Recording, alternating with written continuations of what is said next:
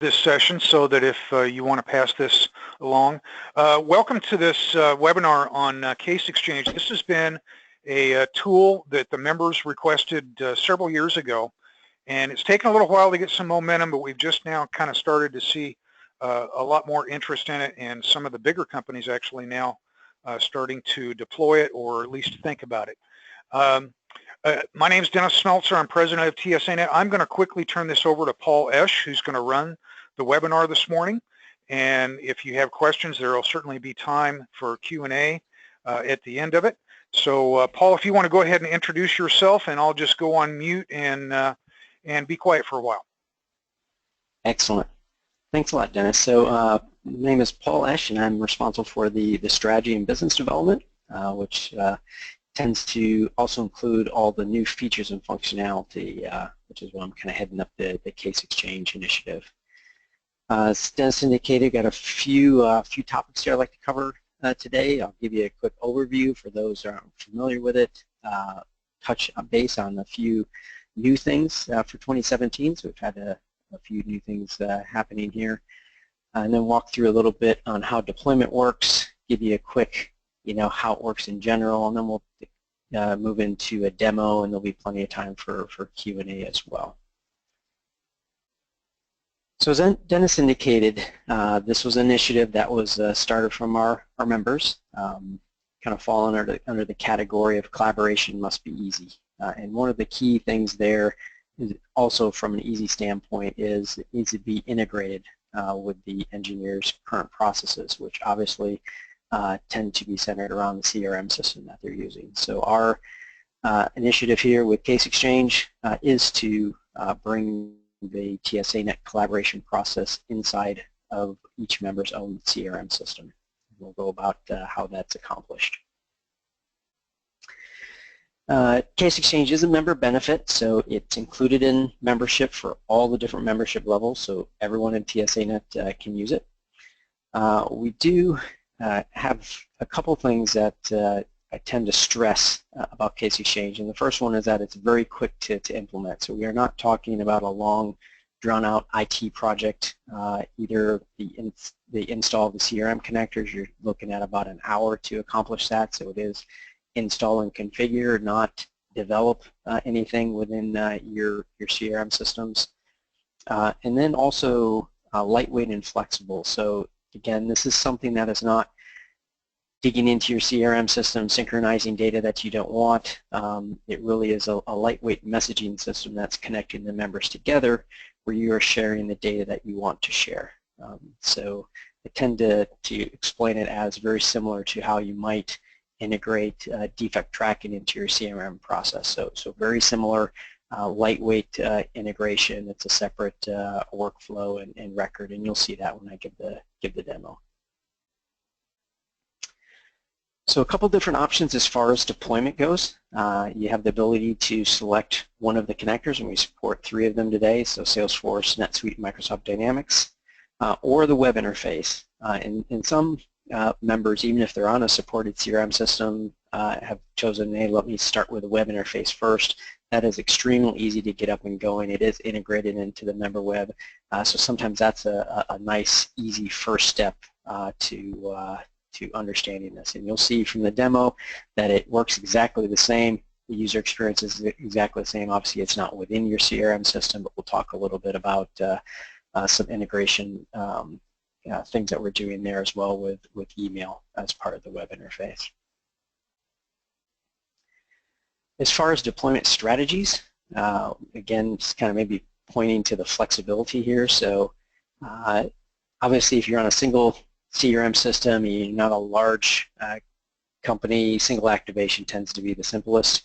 But if you are a very large organization, many divisions, maybe you're in the middle of a CRM change or something that's happening on that side, phased approach is possible as well. When I say phased approach, it could be activate it for these 6 people in my company, activate it for this product line, activate it to connect only to this other partner that I work with. So quite a bit of options there as far as taking it into use in a small first step if that's your requirement. So we do support either one of those activation approaches. As far as what is needed to go live, and this just gives you a sense of the simplicity here. So from the CRM connector standpoint, we do need to talk to your sysadmin. We tend to have a quick demo with the sysadmin online, share with them the install guides if they have any questions, and if they want us to stay online while it's installed in the sandbox environment usually and do some testing, we're happy to do that as well. From a web deployment standpoint, really all we need is an email address for notifications. So part of the email, part of the web interface process is email notifications. So on a new case or any update to an existing case, you'll get email, and that needs to be sent to a particular email address that tends to be some type of alias where engineers are viewing it, or it could be an alias that is designed to integrate into your CRM system, and I'll explain a couple of things that we're doing on that side. So then moving into new initiatives for 2017. First one here is we did deploy a new Salesforce connector, and that's been live for a couple weeks now. There are 3 key features here and a couple of bug fixes. I'll talk about the features in a little bit. It's available in the Salesforce App Exchange, so if you're currently on Case Exchange connector, it's simple as going to the Salesforce App Exchange, downloading the new connector. One of the nice features about the marketplace for Salesforce is it has an upgrade option, so it literally is a few minutes and you're upgraded. So no need to reconfigure or do anything, it'll just upgrade the connector. And we've started to reach out to different members. The thought here is we do want all the members to be upgraded, because one of the features, which is the Cascade drop-down custom fields, that requires all members to be on the new connector for that to work. But the 3 new features that we have with the Salesforce connector is, first, it is now compatible with the new Lightning interface. So if you're planning to go to the new Lightning interface, you're not planning to go to the new Lightning interface, it now is future-proof. So whether you choose to stay classic or upgrade to Lightning at some point in time, this app is fully compatible with both. The second option we already talked about is Cascade drop-down custom fields. So a good example here would be, say you have multiple product lines, and for each of those product lines you have different versions, and you would like that information sent to you on a case. You can create those drop-down lists where, based on the product line, you have a defined set of versions within that pull-down. So that's something a couple members have been asking for. And then the third feature is more of a, we'll call it a sysadmin type feature, and something very specific to Salesforce. We now have more flexibility in the way that messages are delivered to your Salesforce system. So there's some policy or preferences as far as how that's done.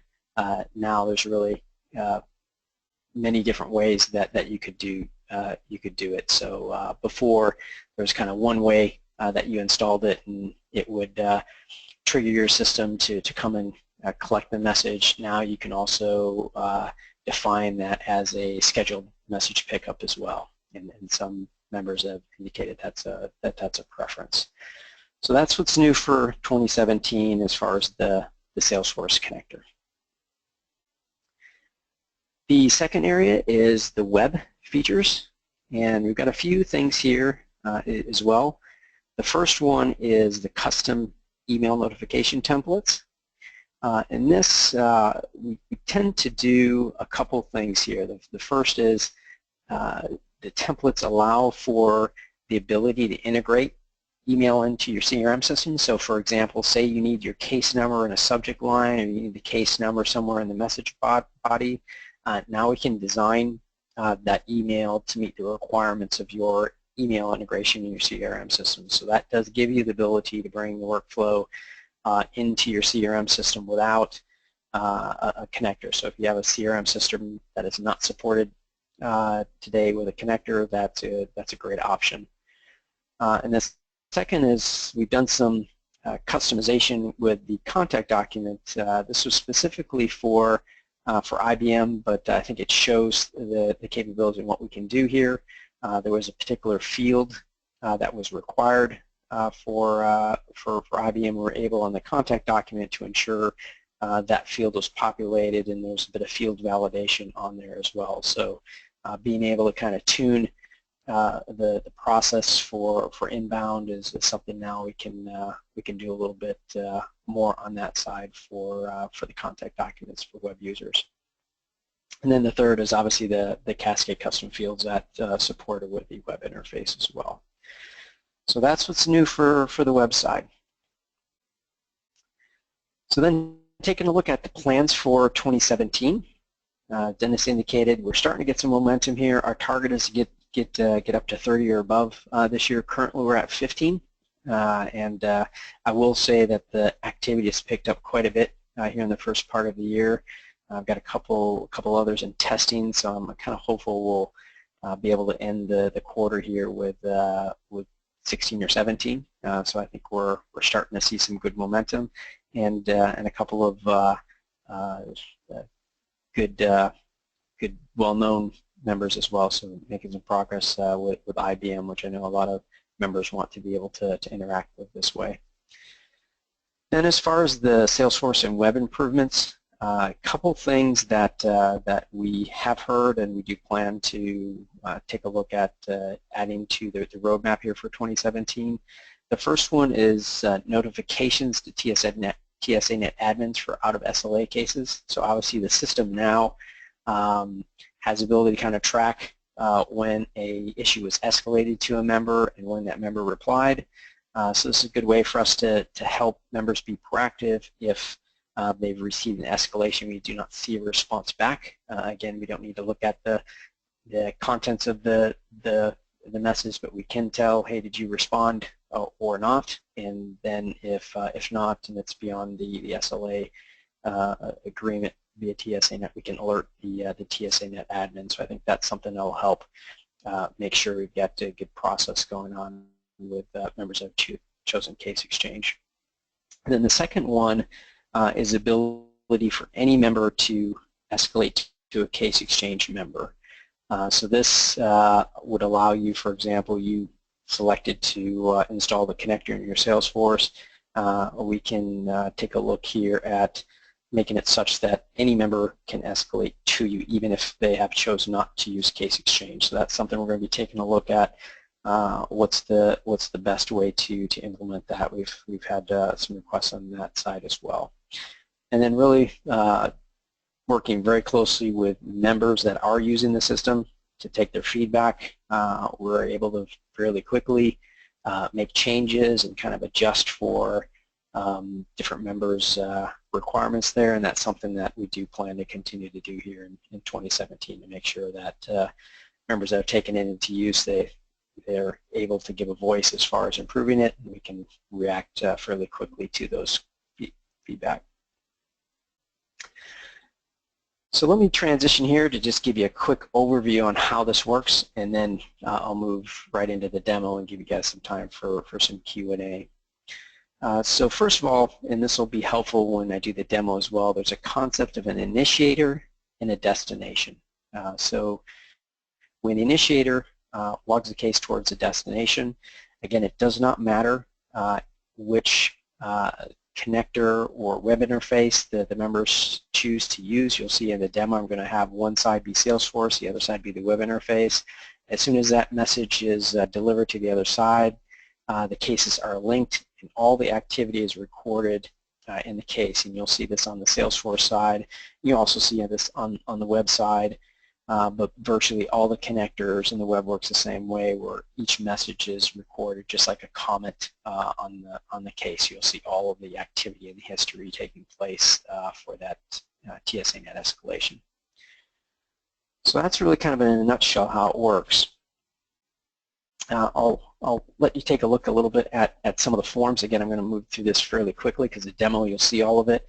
There's this concept of a B2B escalation section. User selects that and they receive a form, and this form has a top section that's all common information, but you have the ability as a member to define custom fields as well. So if you require certain information when a member escalates to you, you have the ability to define what those fields are. But in general, you end up with a lot of common fields that are populated directly from the case.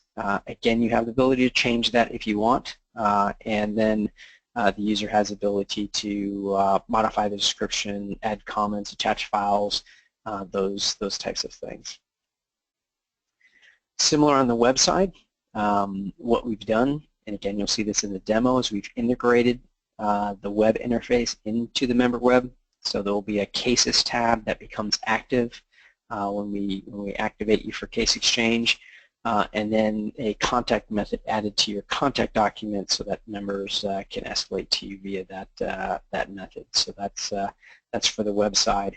And then you'll see on the website exactly the same user experience as the connectors. And this is why sometimes a member, if they're having challenges getting the CRM connector implemented, and it could be priorities, it could be various different reasons, the web is a great plan B, right? It gets you up and going.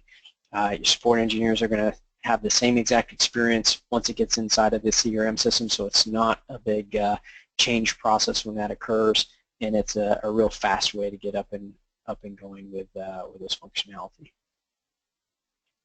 So let me switch into the demo. Just give you a little sense of how this works. So I have two sides here. I have a Salesforce side, and I happen to be in classic mode. Again, I can switch over to Lightning Experience if I wanted to, and this will still work. So that this gives you a sense for the future-proof aspect of it. And then the other side, I have the web interface, and as I mentioned, this is integrated to the member web, so you can see this is basically the member web, so I can navigate around the member web, but if I click on the Cases tab, I'm going to be arrived to this case exchange, where I can view my active escalations, closed escalations, and I can create a new escalation. So from the web side, your users could either navigate here, or they could navigate the classic way through the tile structure, and they'll find case exchange integrated into contact documents. So either way you use the member web, you're going to find case exchange. But essentially how it works here is you have a case, and your engineer needs to collaborate on that case with another member. They go to this B2B escalation section, which is added when you install the connector. Once you do this, it's going to go ahead and bring up a new form. And on this form then, you can select a partner. And let me just show you very quickly how custom fields work. So in this side, first I'm going to select Globex. And you can see for Globex, I do not have any custom fields. If I switch over to EMC,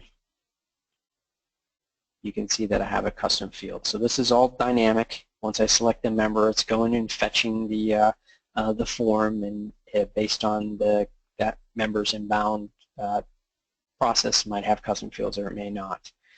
In this case, though, I'm going to select Globex. They have to meet my other side.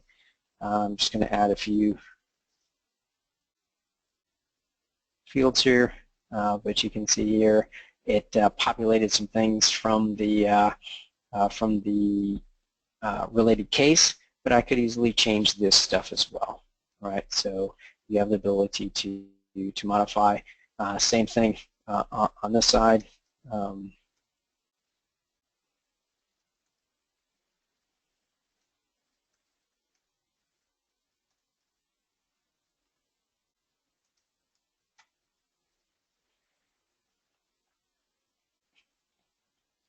And then once I save it, you'll see the record is part of the case. And then if I go over to this other side, we should see the new case that has been created. And you can see it right here, having problems with install. So if I drill into this, and this is, again, a feature of the web side. So on the web side, what we've done from a process standpoint is made sure that you are always referencing your internal CRM ticket number. So you can see when I reply here, it has destination in-house case number as a required field, right? So say I'm using, you know, some link CRM system, and I have some case number there, so I would populate that, and then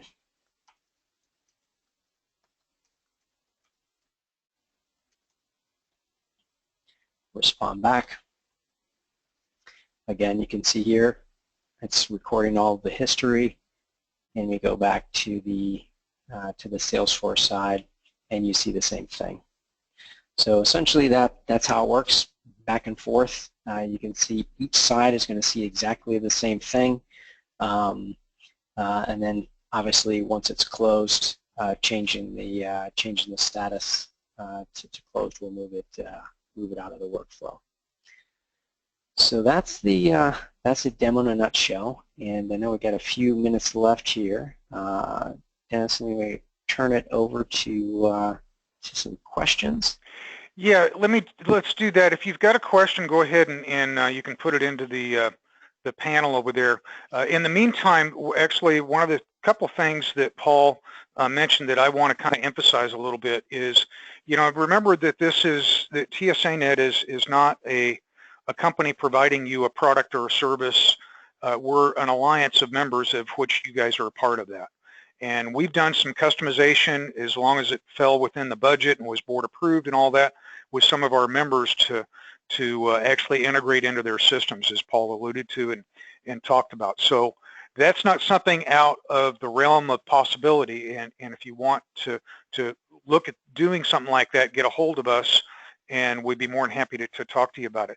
The other thing that I'll mention is that if you've got some partners that you want to do electronic collaboration with, and you want to do something really special, you can use TSANet as a structure to be able to fund that. If it's beyond the scope of what we can do, a couple of 3, 4, 5, half a dozen companies can get together and put some funding into something that we can then produce for you. So just wanted to mention that as a possibility. One question here, Paul. What have you found in the time to actually implement this from the member companies you put in? Give us kind of a time frame from start to finish. Yep. So I will say it's very different between Salesforce users and web users. For web users, if there is no integration to your CRM system with email, we're talking about an hour or two, right? So it literally is getting you on the phone, getting that alias set up, configuring you. We do a couple test cases back and forth between our test account, and then connect you up to the other members. So the web is extremely fast. If there is integration required into your CRM system, that tends to take a little bit longer. But again, if there's a predefined method that you have, so for example, we worked closely with IBM, and they had a method to bring emails into their CRM system, and all you had to do was put their PMR number in the subject line in a certain way. So we were able to design that into the custom email template. So again, if you have a prescribed way that you automatically take emails into your system, relate them to the existing case, if that's already well documented, that's something that we can take a look at as well. But getting the web up and going is very quick. From a Salesforce standpoint, it really depends. For a very small company where it's like they have one single Salesforce admin, and we get them on the phone, we get it installed up in their sandbox, they get comfortable with it, they push it right out to production, right? And you'll see, and I think once your Salesforce teams get involved, is a very harmless application. It's not customizing and changing any of your workflow. It's adding a related record, child table onto your case. So it's, you know, once they kind of see what's happening, it tends to go really quickly. But I know with large organizations, and we've seen this, it takes a bit of time for them to you know, test it and get it into the roadmap for the next release. So a lot of times with Salesforce, it depends largely on your release cycle, because I think a lot of members that have a little bit more structure in their Salesforce side, they're not going to push anything out in production outside of a release cycle. So then you're kind of limited a little bit to that. Okay. So, anybody have any other questions? We're getting up here on the end of the half hour. Paul, you want to give out your contact info for sure? We want yes, exactly. So I kind of left this next steps for you slide up, and really, I think the big thing is we've got a lot of resources here under the help, member help. So if you go to member help, you're going to see Case Exchange, and there's a lot of stuff there. In fact, this webinar, we're going to record it. It's going to be there. So you'll find a lot of things there that really help you get up to speed. The one that I kind of tend to tell people to use is that the brochure, very kind of high level, helps you kind of socialize this within your organization with your IT teams or process folks. And then my contact info is paul@tsanet.org. Just reach out to me. We can set up separate demos and work through whatever issues that you have, right? So as Dennis indicated, this is definitely something that we got quite a bit of flexibility on. I think we've got a solution for everyone. So between the connectors or the web, there's really not a member situation that we couldn't resolve with one of the two. And then again, there's a bit of customization capability, obviously with some of the connectors and what you're able to do with Salesforce, but then also on the website with the email notifications, our ability to create some custom templates and things there, I think help us do things that get it into your workflow. So, okay, very good. Reach out to me. And I really, again, invite everybody to do that to perhaps do a little bit more discovery on this.